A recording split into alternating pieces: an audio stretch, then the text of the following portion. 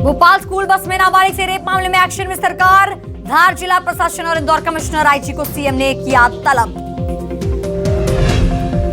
MP विधानसभा में तीसरे दिन भी हंगामे के आसार। चित्रकूट में सिद्धा पहाड़ खनन, जबलपुर स्मार्ट सिटी का काम पूरा न होने का मामला गूंजेगी। अनुपूरक बजट पर होगी चर्चा। केंद्रीय मंत्री नितिन गडकरी ग्वालियर को देंगे 1128 करोड़ की सौगात। 7 सड़क परियोजनाओं का करेंगे लोकार्पण और शिलान्यास। सीएम शिवराज सिंधिया रहेंगे मौजूद। धर्मजयगढ़ को आज सीएम भूपेश बघेल देंगे विकास कार्यों की सौगात। वीडियो कॉन्फ्रेंसिंग के जरिए एआईसीसी की बैठक में भी करेंगे शिरकत। भारत जोड़ो यात्रा में शामिल होने केरल जा सकते हैं मुख्यमंत्री। एससीओ समिट के लिए पीएम मोदी 2 दिवसीय दौरे पर आज रहेंगे रवाना। 15 से 16 सितंबर को समरकंद में होगा सम्मेलन। रूसी राष्ट्रपति पुतिन से मुलाकात तय, तो जिनपिंग से मीटिंग पर सस्पेंस बरकरार। मध्य प्रदेश में एक्टिव हुआ मॉनसून। कई जिलों के लिए मौसम विभाग ने जारी किया ऑरेंज अलर्ट। नरसिंहपुर, सिवनी, मंदसौर समेत कई जिलों में येलो अलर्ट जारी।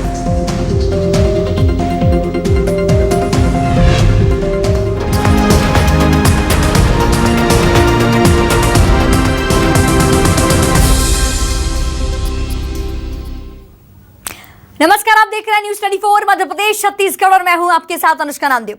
खबरों की शुरुआत करेंगे। पहली खबर राजधानी रायपुर से, जहां मुख्यमंत्री भूपेश बघेल का भेंट मुलाकात कार्यक्रम है। 11 बजे रायगढ़ पहुंचेंगे मुख्यमंत्री भूपेश बघेल।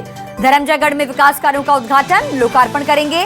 रायगढ़ के धर्मजयगढ़ में जनता से संवाद करेंगे। सरकारी योजनाओं की समीक्षा भी करेंगे सीएम। और दोपहर 12 बजे एआईसीसी की बैठक, वीडियो कॉन्फ्रेंसिंग के जरिए बैठक करेंगे।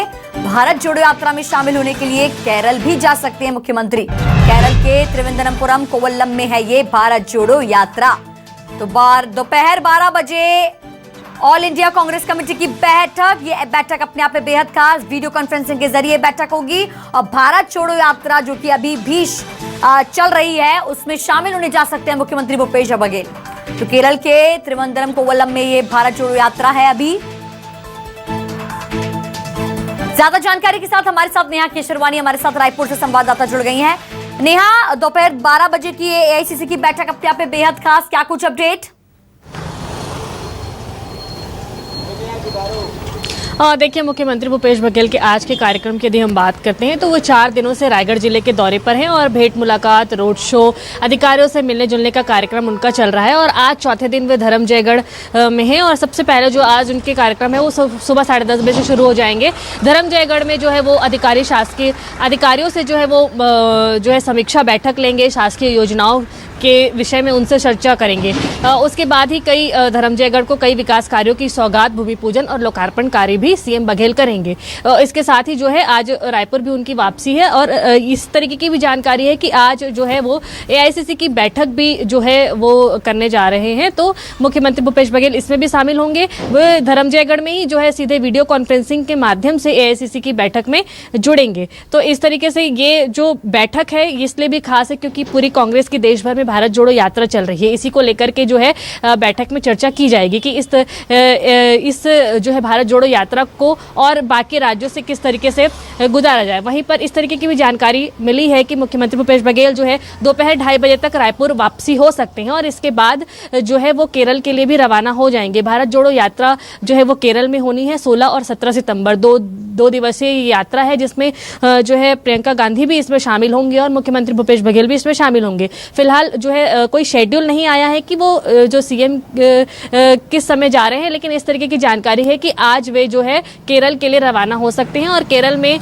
2 दिन होने वाली भारत जोड़ो यात्रा में शामिल हो सकते हैं। जी बिल्कुल नेहा, तो आज ये 12 बजे एआईसीसी की बैठक और उसके बाद जो है भूपेश बघेल केरल भी जा सकते हैं भारत जोड़ो यात्रा में शामिल होने। आप हमारे साथ बने रहिए, हम आपसे खबरों का रुख लेते रहेंगे।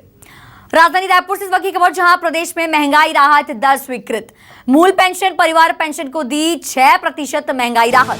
7वें वेतनमान से महंगाई राहत में 6% की गई वृद्धि।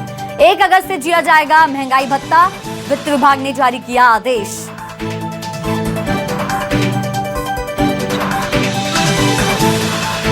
तो 7वें वेतनमान से महंगाई राहत में 6% की गई वृद्धि। वित्त विभाग ने यह आदेश जारी किया है। 1 अगस्त से दिया जाएगा महंगाई भत्ता। नेहा हमारे साथ लगातार बनी हुई है। नेहा, 1 अगस्त से महंगाई भत्ता जो है दिया जाएगा, क्या कुछ अपडेट? देखिए, लंबे समय से कर्मचारियों की मांग रही है और जिसको लेकर के अब जो है ये महंगाई भत्ता जो है वो 1 अगस्त से दिया जाना है। 7वें वेतनमान के अनुरूप इस मांग को लेकर के जो है लगातार लोगों में जो है इसको हड़ताल भी किया गया था और जो है लगातार मांग की गई थी।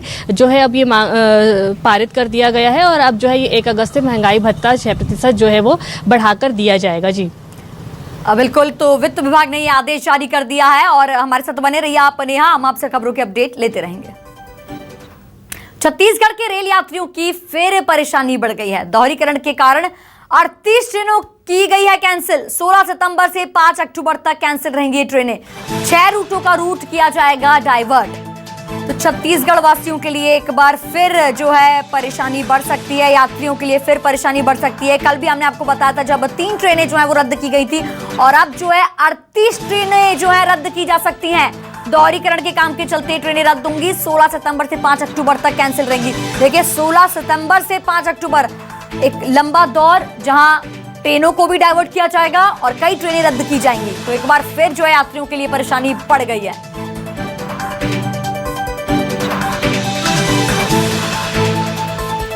छत्तीसगढ़ के रेल यात्रियों की फिर परेशानी बढ़ गई है। नेहा हमारे साथ लगातार बनी हुई है। नेहा, यात्रियों के लिए एक बार फिर ये बड़ी परेशानी। कल भी यही खबर थी जहां 3 ट्रेनें रद्द की गई थी। तो ट्रेनें रद्द होने का जो ये सिलसिला चल रहा है काफी टाइम से चल रहा है और अब जो है 38 ट्रेनें, कौन कौन सी ट्रेनें हैं जो रद्द की गई हैं और कौन सी वो ट्रेनें हैं जिनका रूट डाइवर्ट किया जाएगा?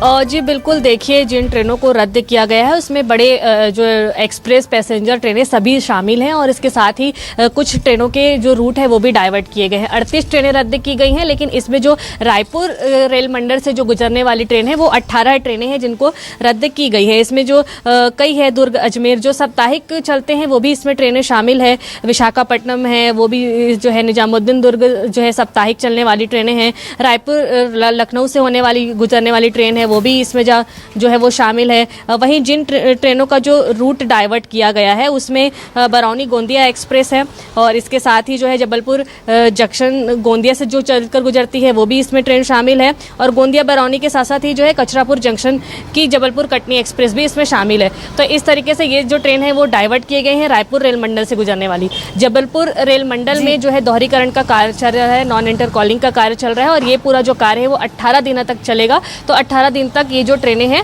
वो प्रभावित रहेंगी और इसके साथ ही जो है बीते दिनों जो है रायपुर रेल मंडल में भी जो दोहरीकरण का काम चल रहा था उसके कारण जो 3 ट्रेनें रद्द थी वो भी जो है उसकी जो आज वो ट्रेनें भी रद्द रहेंगी। तो इस तरीके से 18 और 4 22 ट्रेनें रद्द हैं। लगातार जो यात्रियों को परेशानियों का सामना करना पड़ रहा है। इस वक्त हम रेलवे स्टेशन की स्थिति की बात करते हैं तो लगातार ट्रेनों के रद्द होने के कारण जो है यात्रियों का अब रेलवे से भरोसा पूरी तरह से उठ चुका है। जो ट्रेनें चल रही हैं, जो जनशताब्दी एक्सप्रेस है, जो कई पैसेंजर है जो रायपुर जो छत्तीसगढ़ से गुजरती हैं, जो यहाँ की लोकल ट्रेनें हैं वो भी बहुत 10 से 12 घंटे लेट चल रही है। ट्रेनें अब जो है खालियाँ भी चल रही हैं। लोगों का विश्वास उठ चुका है, वो बसों का सहारा ले रहे हैं और अपने जो है माध्यम से यहाँ अपने वाहनों से जो है वो आना जाना कर रहे हैं।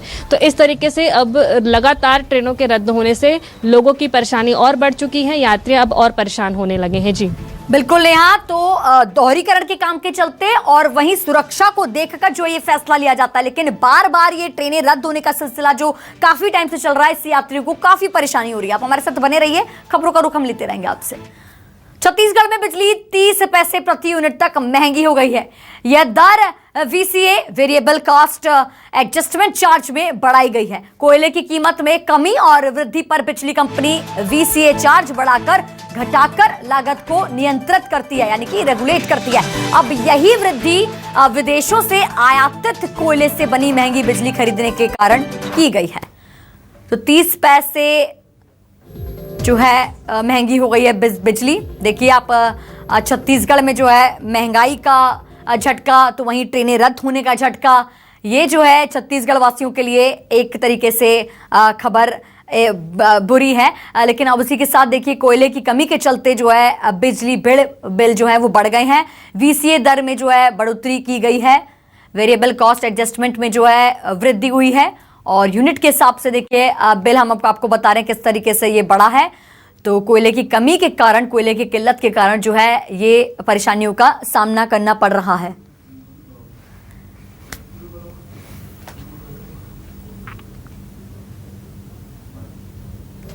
ज्यादा जानकारी के साथ हमारे साथ नेहा केशरवानी लगातार हमारे साथ बनी हुई है। नेहा, छत्तीसगढ़ वासियों के लिए ट्रेनों का झटका, ट्रेनें रद्द होने का झटका, और वहीं मौसम से भी परेशान है वहां पर, और अब ये बिजली का झटका, क्या कुछ अपडेट?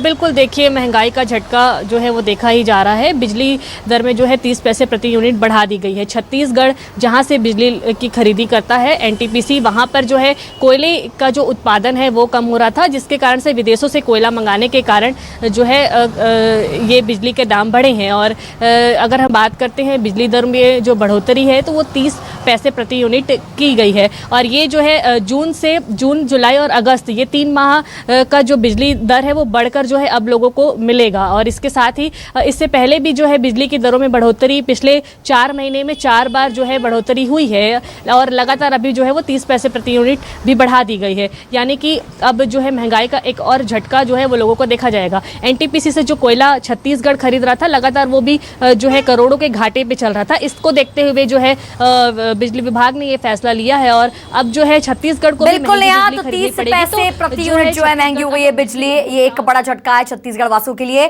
कोयले की किल्लत के कारण जो है ये महंगी हुई है बिजली। बहुत बहुत शुक्रिया हमें तमाम जानकारी देने के लिए नेहा केशरवानी। तो वहीं छत्तीसगढ़ में दलहन और तिलहन की होगी खरीदी। पहली बार समर्थन मूल्य पर अरहर, मूंग, उड़द की खरीदी होगी। खाद्य मंत्री अमरजीत भगत का बयान सामने आया है। धान के साथ दलहन, तिलहन की खरीदी भी की जाएगी। अमरजीत भगत ने ऐसा कहा है। रागी, कोदो, कुटकी की खरीदी भी की जाएगी, ऐसा अमरजीत भगत का बयान सामने आया है। सरकारी रेट निर्धारित रहेगा, उसी रेट पर खरीदी की जाएगी। तो सरकारी रेट निर्धारित रहेगा, उसी रेट पर खरीदी की जाएगी, ऐसा खाद्य मंत्री अमरजीत भगत का बयान सामने आया है। पहली बार एमएसपी पर दलहन और तिलहन जो है खरीदी जाएगी। धान के साथ दलहन और तिलहन इसका भी खरीदी किया जाएगा। तो उस दायरे में उड़द और बाकी जो फसल है उसको भी ला रहे हैं, जैसे रागी हो गया, कोदो हो गया, कुटकी हो गया, तो मिलेट मिशन के तहत उसको भी खरीदी किया जा रहा है। तो ये इससे किसानों को काफ़ी लाभ मिलेगा, और एक उसका शासकीय रेट रहेगा, उस दर में लोग खरीदेंगे, और उससे नीचे कहीं पर बिकने का सवाल नहीं होगा। अब सरकारी एक रेट निर्धारित रहेगा, जैसे धान का रेट निर्धारित है। प्रधानमंत्री नरेंद्र मोदी की अध्यक्षता में केंद्रीय मंत्रिमंडल की बैठक में देश के 5 राज्यों के जातियों को अनुसूचित जनजाति में सम्मिलित किया जाएगा, जिसमें तमिलनाडु, छत्तीसगढ़, हिमाचल, कर्नाटक की भी जातियों को अनुसूचित जनजाति के शामिल किया जाएगा। इसमें उत्तर प्रदेश के 13 जिलों में गोंड जाति के लोगों को अनुसूचित जाति में हटाकर अनुसूचित जनजाति में शामिल किया जाएगा। इसके अलावा गोंड जाति की 5 उपजातियां, जिसमें धुरिया, नायक, ओझा, पठारी, राजगौंड को अनुसूचित जनजाति में शामिल किया जाएगा। तो मोदी कैबिनेट का ये बड़ा फैसला। छत्तीसगढ़ राज्य के लगभग 12 ऐसे जातियों को, जिसमें 11 पर्यायवाची शब्द के रूप में और 1 को, क्योंकि छत्तीसगढ़ में कुल अधिसूचित 42 जनजातियां इस समय है, और उसमें से 11 में पर्यायवाची शब्द के रूप में जोड़े गए हैं। भारिया, भूमिया के स्थान के साथ साथ अब उसमें भूइयाँ एवं भूया ये शब्द जोड़े गए हैं। छत्तीसगढ़ के हमें लगता है कि लगभग 15 वर्षों से ये विषय इस तरीके से चल रहा था, जो फैसला नहीं हो पाया था।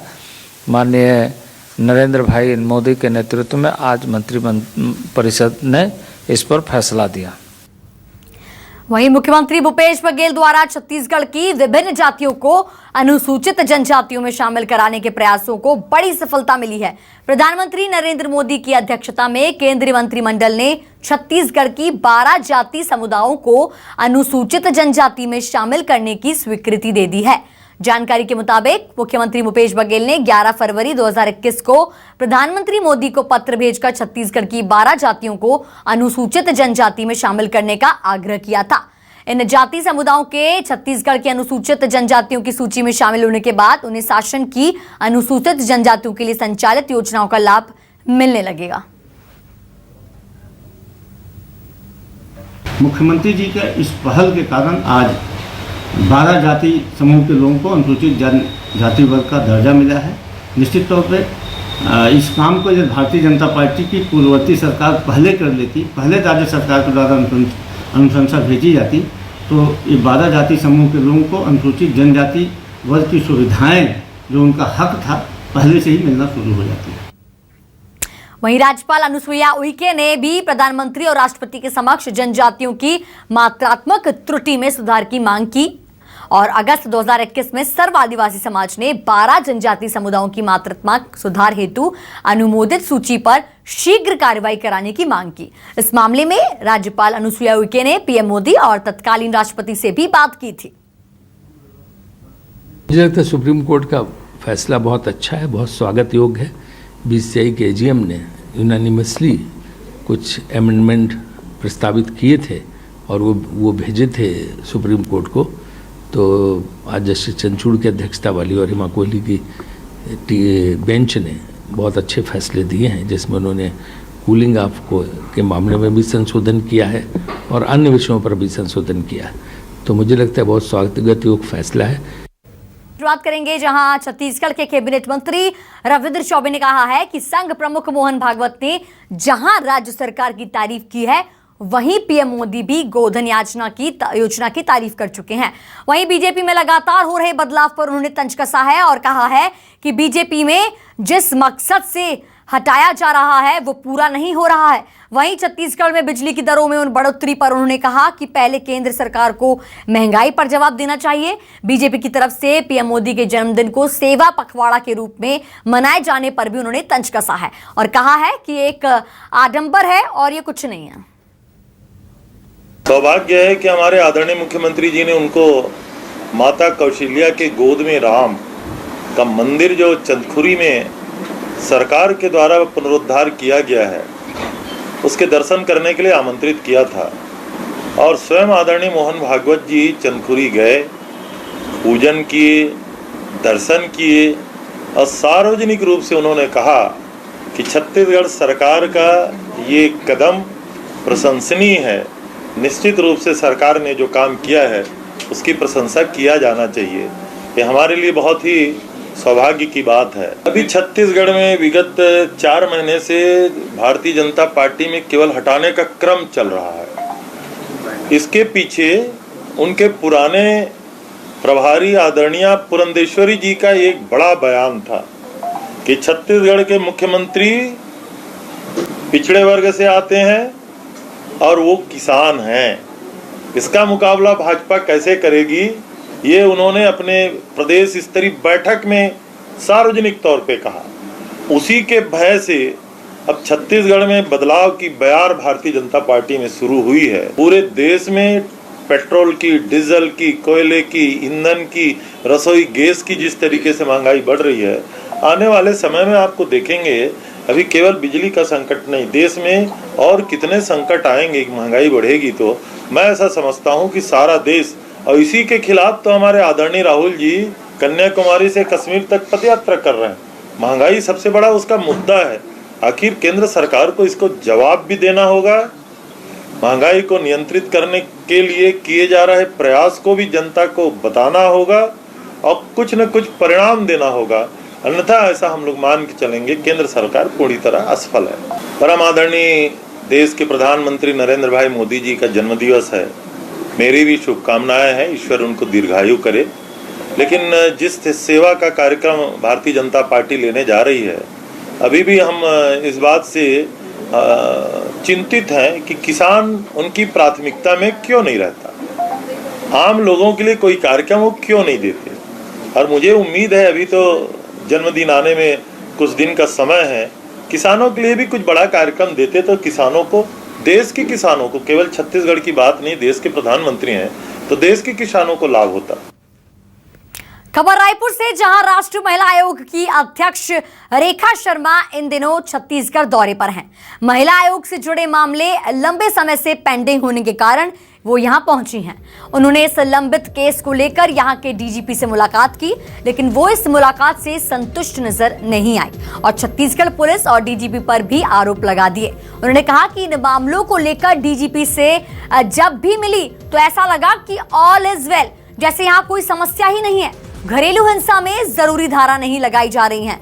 जिन मामलों में समझौता नहीं होना चाहिए, ऐसे मामलों में भी पुलिस समझौता करा देती है। यहाँ सरकार शराब की ऑनलाइन डिलीवरी करा रही है, इससे नशाखोरी की प्रवृत्ति बढ़ रही है।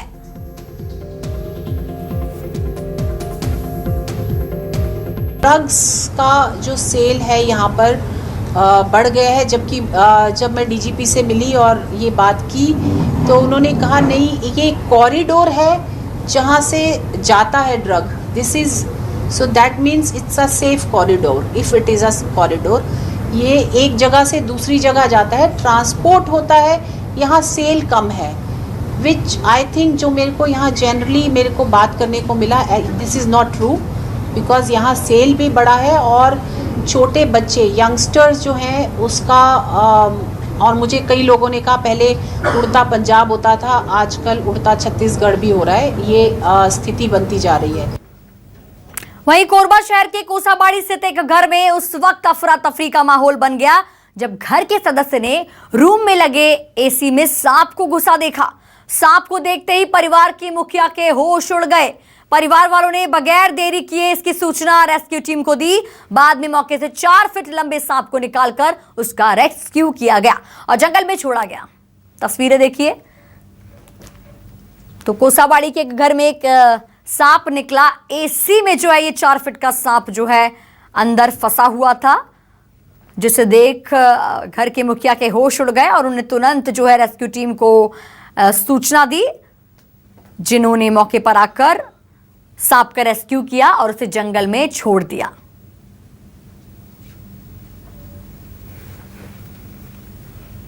चलिए फिलहाल बुलेटिन में बस इतना ही। आप बने रहिए हमारे साथ और देखते रहिए न्यूज़ 24 मध्य प्रदेश छत्तीसगढ़।